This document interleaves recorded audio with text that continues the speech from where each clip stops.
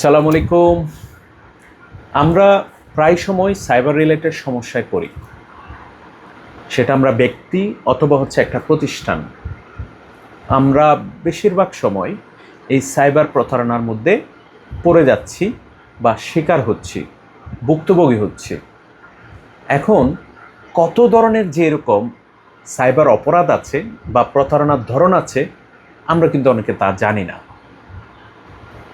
আমাদের cyber related যে বিভিন্ন সমস্যা সমাধানের জন্য যে টিম আছে, সেখানে আমরা বিগত দিনে দেখেছি যে সাইবার রিলেটেড যে সমস্যাগুলো আছে এর মধ্যে ব্যক্তিকেন্দ্রিক সাইবার অপরাধগুলো সবচেয়ে বেশি।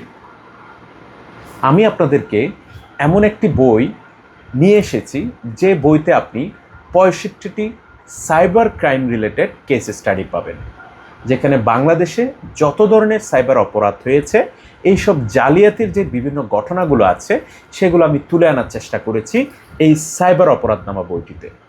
এই সাইবার অপরাধনামা বইয়ে আপনি সাইবার রিলেটেড যে অপরাধগুলো হয়, স্ক্যামগুলো হয়, প্রতারণাগুলো হয় দেশে এবং দেশের বাইরে কত ধরনের, এই বিষয়গুলো আমি একদম কেস স্টাডি আকারে বিস্তারিত তুলে ধরার চেষ্টা করেছি পরামর্শ সহ।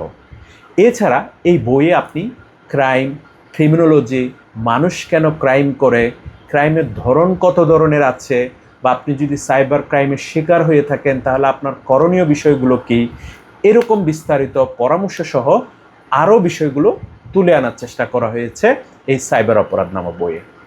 আপনি সাইবার অপরাধনামা বইটি সংগ্রহ করতে পারেন অনলাইন রকমারি থেকে, নীলক্ষেত থেকে, অথবা প্রকাশক অদম্য প্রকাশ থেকে। Thank you.